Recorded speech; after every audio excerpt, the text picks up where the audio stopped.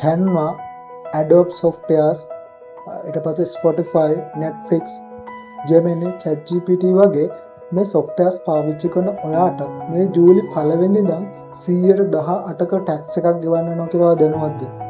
ඒ කියන්නේ Google, Meta, Netflix වගේ මේ ඩිජිටල් සර්විස් ශ්‍රී ලංකාවේ ඩිජිටල් සර්විස් අපේන ආයතන ලංකාවේ ආදායම් බදු දෙපාර්තමේන්තුවේ රෙජිස්ට්‍රේෂන් කරලා දෙන නිසා මේ ජූලි 1 වෙනිදා ඉඳන් ඔයා බයි කරන ඕනෑම software එකකට නැත්නම් subscription කරන ඕනෑම software එකක් සඳහා 118ක ටැක්ස් එකක් ගෙවන්න සිද්ධ වෙන නිසා කලින් ගත්ත මිල වඩා අනිවාර්යෙන් මිල වැඩි වෙනවා.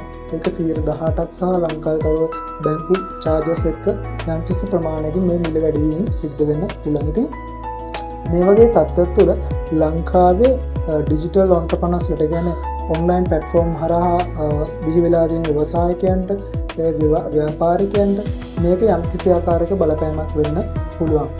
මේක ගැන පොඩ්ඩක් කතා කරොත් මේ VAT එක 2002 දී තමයි ශ්‍රී ලංකාවේ හඳුන්වා දෙන්නේ ප්‍රථම වරදී.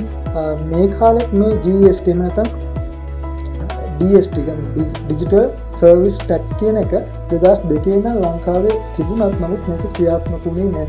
ඒ සඳහා අවශ්‍ය වැඩපිළිවෙල කොච්චර වුණත් 2025 try කරලා කොහොම හරි process එක ඇවිල්ලා මේ ජූලි 1 වෙනිදා ඉඳන් ඒක ක්‍රියාත්මක වෙන නිසා මේක මේ අලුතෙන්ම නිර්මාණය වෙච්ච බද්දක් නෙමෙයි. මේක කලින් දැන් තිබිලා කොහොම හරි මේ වෙනකොට ලෝකේ ගොඩක් රටවල් වල ක්‍රියාත්මක වෙන tax එකක්.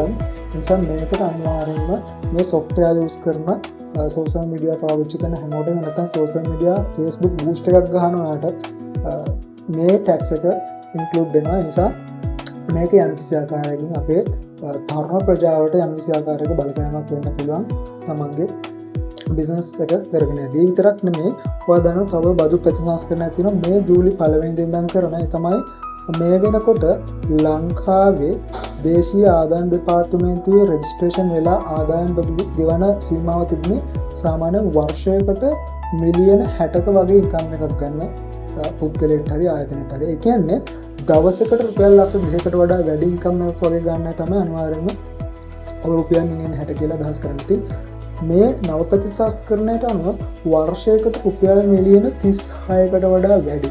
ඒ කියන්නේ සාමාන්‍යයෙන් දවසට රුපියල් ලක්ෂයකට වඩා වැඩි ඉන්කම් එකක් ගන්න කොෆි ෂොප් එකක් කරන ඔයාට, පොඩි රෙස්ටුරන්ට් එකක් කරන ඔයාට, එහෙම නැත්නම් මොනයම් අවුට්ලට් එකක් කරන ඔයාට මොකක් හරි ප්‍රොඩක්ට් එකක් හරි සර්විස් එකක් හරි සේල් කරලා දවසකට රුපියල් ලක්ෂයක් වගේ හොයනවනම් අනිවාර්යෙන් ඔයත් සූදානම් වෙන්න ඕනේ මේ ආදායම් බදු ගෙවන්න. නිසා ඒ සඳහා අවශ්‍ය ඩොකියුමන්ටේෂන් එකට ඔයාලා ඇස්ති වෙන්න ඕනේ.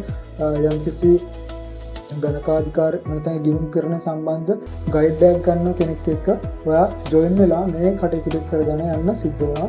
එහෙම නැති වුණොත් ප්‍රශ්න වලට මුහුණ දෙන්න සිද්ධ වෙනවා. ඉතින් මේ බදු ප්‍රතිසංස්කරණ ඔස්සේ අපේ රටේ ජනතාවට මොකද වෙන්නේ?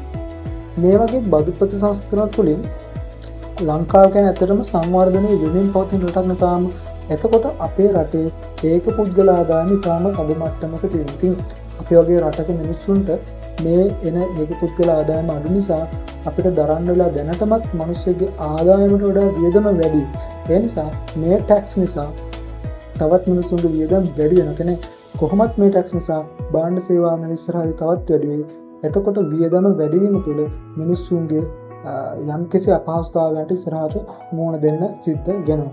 ඉතින් ඇයි මේ වගේ තත්ත්වයක් උදා වෙලා තියෙන්නේ? කියන්නේ ලංකාවේ තියෙන මේ ණයබර වෙනුවෙන් රජයට ආදායම් වැඩි කරගන්න සිද්ධ වෙලා තියෙනවා. ඒ විතරක් නෙමෙයි අයවැය හිඟය අවම කරන්නත් රජයට සිද්ධ වෙලා තියෙන විතරක් නෙමෙයි IMF එකේ කන්ඩිෂන් වලට අනුව කටයුතු කරනකොට මේ වගේ බදු ප්‍රතිසංස්කරණ ලංකාව තුළ ක්‍රියාත්මක කරන්න සිද්ධ වෙලා තියෙනවා. ඉතින් ඔයාටත් යම්කිසි අදහසක් තියෙනවා නම් මේ ටැක්ස් එහෙම නැත්නම් බදු ප්‍රතිසංස්කරණ සම්බන්ධයෙන් කමෙන්ට් එකක් දාන්න. දැන් අපි තවත් වීඩියෝ එකකින් හමු. සුදරාගම ජය වේවා. උසස් පෙළ ආර්ථික විද්‍යාවට විශ්වාසනීය ඔන්ලයින් මඟ පෙන්වීම The Econ Sir